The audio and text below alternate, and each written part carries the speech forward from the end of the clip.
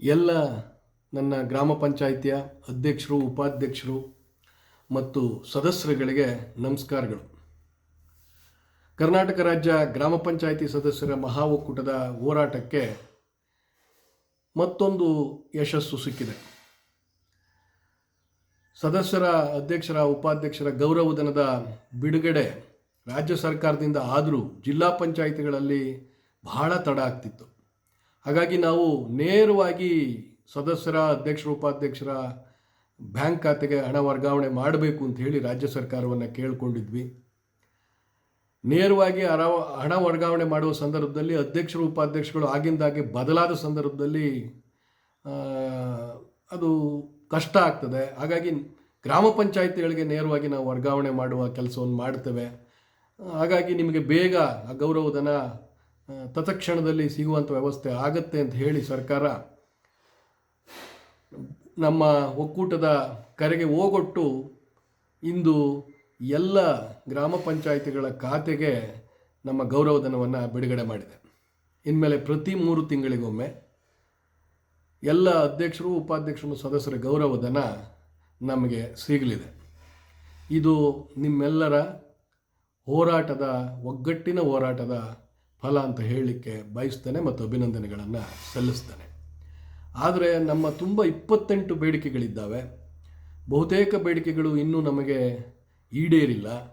ಅದರಲ್ಲೂ ಬಹಳವಾಗಿ ಜವಾಬ್ದಾರಿ ನಕ್ಷೆ, ಏನು ಗ್ರಾಮ ಪಂಚಾಯಿತಿಗಳನ್ನು ಸ್ಥಳೀಯ ಸ್ವಯಂ ಸರ್ಕಾರಗಳು ಅಂತ ಸಂವಿಧಾನ ಹೇಳುತ್ತೆ, ಅವು ಸ್ಥಳೀಯ ಸ್ವಯಂ ಸರ್ಕಾರಗಳಾಗಬೇಕಾದ್ರೆ ಏನು 29 ವಿಷಯಗಳನ್ನು, ಜವಾಬ್ದಾರಿಯನ್ನು ಗ್ರಾಮ ಪಂಚಾಯಿತಿಗಳಿಗೆ ಸಂವಿಧಾನದ ಮೂಲಕ ನೀಡಲಾಗಿದೆ.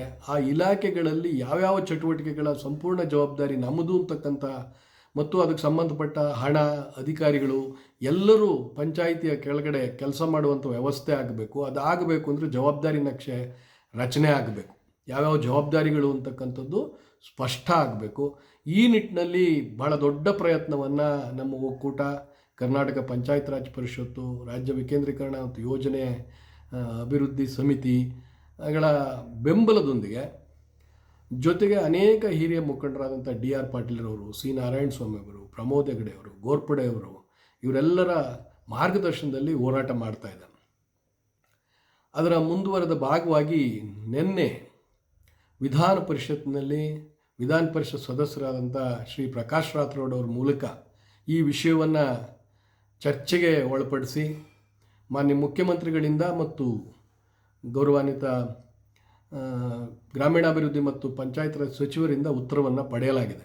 ಅವರಿಬ್ಬರು ಬಹಳ ಸ್ಪಷ್ಟವಾಗಿ ಅದನ್ನು ಜಾರಿಗೊಳಿಸ್ತೇವೆ ಅಂತ ಹೇಳುವ ಬದಲು ನಮಗೆ ಬದ್ಧತೆ ಇದೆ, ಆ ನಿಟ್ಟಿನಲ್ಲಿ ಸೂಕ್ತ ಕ್ರಮವನ್ನು ನಾವು ತೆಗೆದುಕೊಳ್ತೇವೆ ಅಂತಕ್ಕಂಥ ಮಾತನ್ನು ಹೇಳಿದ್ದಾರೆ. ನಮಗೆ ತಿಳಿದಿರೋ ಹಾಗೆ ಈ ವಿಚಾರದಲ್ಲಿ ಹಿರಿಯ ಅಧಿಕಾರಿಗಳು, ವಿವಿಧ ಇಲಾಖೆಯ ಹಿರಿಯ IAS ಅಧಿಕಾರಿಗಳು ಇದಕ್ಕೆ ಪ್ರತಿರೋಧವನ್ನು ಒಡ್ತಿದ್ದಾರೆ ಅಂತ ಹೇಳಿ ತಿಳಿದು ಬಂದಿದೆ.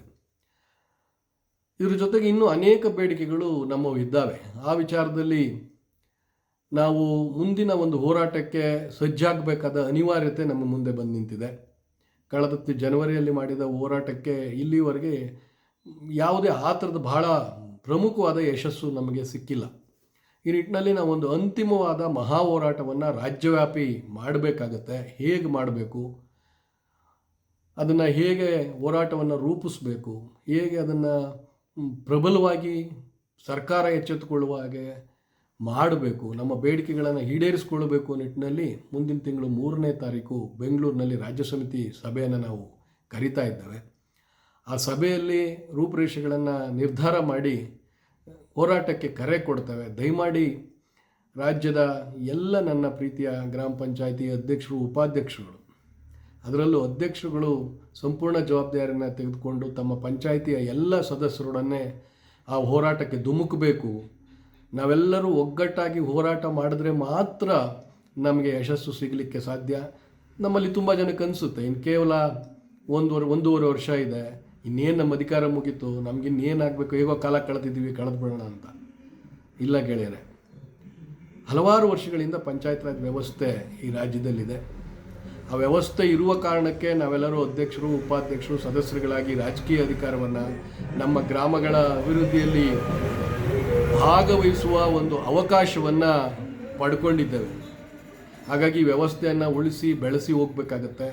ಮುಂದಿನ ತಲೆಮಾರು ನಮಗಿನ್ನ ಚೆನ್ನಾಗಿ ಅಧಿಕಾರವನ್ನು ಮಾಡುವಂಥ, ಗ್ರಾಮಗಳ ಅಭಿವೃದ್ಧಿಯಲ್ಲಿ ತೊಡಗಿಸಿಕೊಳ್ಳುವಂಥ ಒಂದು ವಾತಾವರಣವನ್ನು ಸೃಷ್ಟಿ ಮಾಡಬೇಕಾಗುತ್ತೆ.